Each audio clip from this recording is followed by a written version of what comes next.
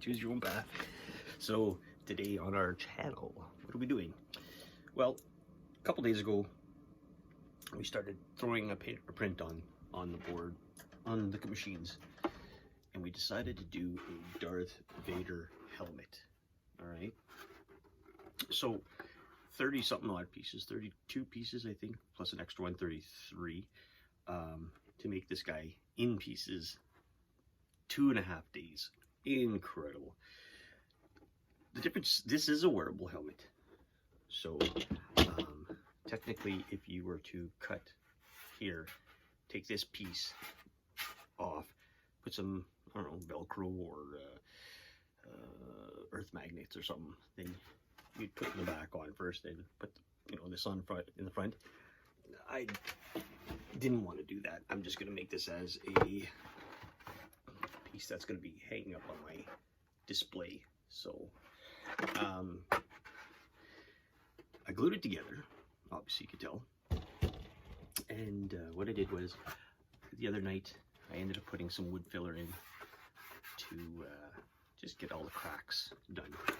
So one of the things that I wanted to try afterwards, which now, is to add epoxy to it. So what I did was I had some extra epoxy from for our resin printer, and this stuff is it was more of the fact that I wasn't using it. There wasn't enough to make another print, and I'm not going to start mixing it together with other stuff. So yeah, so what we're going to do is we're going to cover this whole project in epoxy. So we'll do one at a time, and then we have a curing light in the back, and or we'll just set it outside. So, and this will also add I guess some strength, some resistance to it, and it'll also harden, where it'll soften out even out all the unlevel parts. This is what we're told, and this is the first time we've done this, so we're going to try it out. We're just using a sponge brush to get into all the little cracks. And right now, because this is not a wearable piece, this whole part here is not really as important, because you won't see it. It'll be glued to the helmet. But we'll still do our best to make it look good and get it all even. You can see we're just adding it on. So I'll do this whole thing. All right. So we ended up taking them outside, sanding them after we put the resin on it. Ended up sanding them down, and then adding just a white primer just to see what we're dealing with. And we're dealing with a lot of shit. Now you gotta remember, when you're doing a helmet in pieces, if you don't put these together right, well, I mean, this is really the worst part is right here, that on this side at least, and maybe a little bit of bulking here and here. That's where I see the worst of it. It'll be there.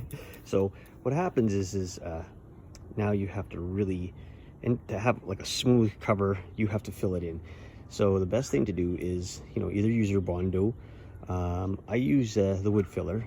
So what I'll be doing is, once this dries, I will literally, basically, I'll be going from here to here and running like big beads all along it, smoothing it down.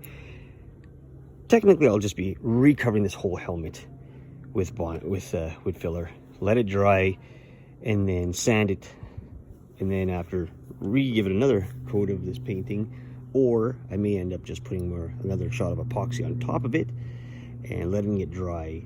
And I wasn't too concerned about the drips on these, because I just really wanted to see what I was looking at. And I knew what I was looking at. It wouldn't look perfect because this is something like 33 pieces. Now, 33 pieces, you've got a lot of work to do, right? So, like on the inside too, I need to fill that up, because the helmet, as this helmet goes in, you'll see maybe a little bit of the sides here, but you won't see the back, you won't see the top. So, but you just want to have it done. If you're doing a wearable helmet, that'd be different. So, okay, we're gonna just keep on with this. We're gonna let this dry, and then we'll keep on working on it. All right, guys. So, last we spoke, we ended up putting some more wood filler on it, and you can see it did a better job. It's still little pucky spots, but the guy who is paying for this doesn't give a shit. Me. So yeah, it's gonna be my helmet anyway, I'm pretty sure, unless somebody wanted it. But you know, again, these are just first time helmets. Don't know why this piece will not stay sealed. I tried everything. I'm done. Well, not yet, but whatever, it'll still look cool anyway. So now it's all dried. This is a primer. It's a white prime paint. I didn't go with the other stuff that we used before. I figured, fuck it, or because I want this thing to make it look good and I want to get it done today. So we're gonna put some black on it. Let me get that on there. I'll show you what it looks like. So we hit it with our black. That's looking pretty good, I guess. I think what I'm gonna be doing next is I'm gonna call this video to an end, because we're still gonna be improving some of the painting on here. You can see some of the flows that go down and all that. Well, that has to be smoothed out. So what is gonna happen is I'm gonna sand it, and then once it's dry, I'm gonna sand it, and then I'm gonna put a black, I'm just gonna take a brush, and I'm gonna brush on the next layer of paint, and then we'll work on the eyes, and then we'll put it together. We'll be gluing the top of this on here, of course, and then it's going to be it's going to be permanent. Again, not a wearable mask, because some reason this didn't work out very well, and I don't like that. I mean, so it's whatever, it is what it is. I mean, I could work hours and hours on this and fix it, but this is just a fun project for me, and I think in general, I mean, it'd still be, you know, a cool little thing to have in the house if somebody wanted it, you know. But I'm making something else, so it'll be on the next video. All right, guys, thanks for watching. On to part 2, I guess. Thanks. Juju Path.